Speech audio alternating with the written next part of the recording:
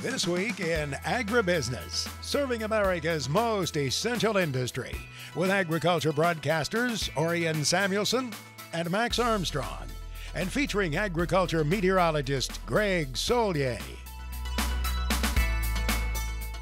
This week in agribusiness is brought to you by Case IH and your local Case IH dealer. Farmers are often called the first environmentalists, and they were celebrated this past week on Earth Day. Hello, folks. Thanks for joining us here for This Week in Agribusiness. I'm Mike Pearson in the studio this week, but we will be hearing from Max Armstrong and Orion Samuelson a little bit later in the program. Before we go there, however, we should talk about the environment. Earth Day was this past week, and joining me to discuss it is Ernie Shea, currently serving as president for Solutions from the Land. Ernie, thanks for talking to us this week. Mike, thanks so much for having me on the program, particularly as we look back to yesterday. Earth Day was celebrated, and that gives us a chance to recognize all the hardworking entrepreneurial farmers, ranchers, and forest landowners that are really working hard in delivering high-value ecosystem services and improvements to the environment. They are, and Ernie, this is a trend that has been developing for a long time. You spent 20 years as the CEO of the National Association of Conservation Districts. You've seen agriculture adapt to the environment. Are we going in the right direction? Oh, we absolutely are going in the right direction. I've seen a much greater recognition of the contributions that well-managed, sustainable farms and ranches make to this country. And the exciting news is this is the next chapter of the agricultural renaissance. Not only can well-managed farms and ranches deliver high-value food and feed and fiber and fuel, things that we're very familiar with, but they can also deliver much-needed ecosystem services. Things like the water we filter and store on working lands, the biodiversity and wildlife that we support and enhance, the carbon we sequester in the ground. The list goes on, and they really all are about improvements to quality of life, and that's what the world is looking for. It certainly is, and they're looking for it and they're paying for it. Ernie, as you think about Solutions from the Land, how are you working with growers and with other partners to bring these high-value ecosystem solutions to fruition?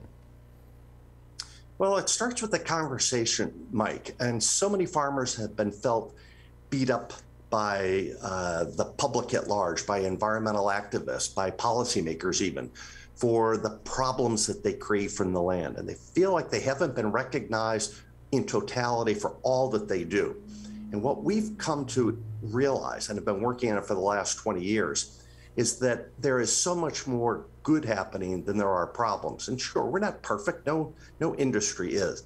But the fact that we are able to manage working lands for multiple outcomes that provide direct environmental improvements is the good news story that we're celebrating here as Earth Day celebrations have been rolling out, will continue over the next couple of days. And the key to success is valuing and recognizing and compensating farmers and ranchers and foresters for all that they do. And for us, we've been driving the message that payments for ecosystem service, incentive payments, are the best way to get these hardworking stewards of the land to scale up and deliver even more, rather than trying to saddle them with top-down regulatory mandates and standards that have to be met. Why not incentivize producers to do more with good conservation systems and climate-smart agriculture practices that will be so much more effective in improving productivity for the producer and profitability, along with these external benefits that benefit the general public. That's true. And Ernie, Earth Day is a time we can look back and see the progress we've made. It's also a time we can look forward at expectations of progress coming in the future. As you think about incentive payments, do you think they could be coming shortly? Well, we're already seeing them come in experimental ways. We have the beginnings of a carbon market system across the United States. There are water quality trading programs that are incentivizing producers to do more than just produce a commodity, but simultaneously produce an environmental outcome. And we think this is only going to scale up.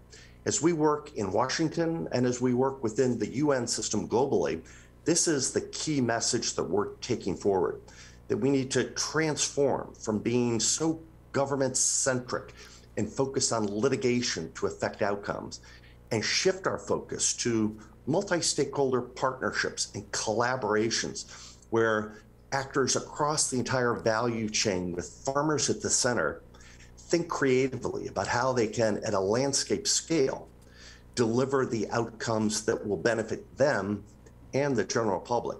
It's great to see agriculture being the solution to global problems. Our thanks to Ernie Shea, president of Solutions from the Land.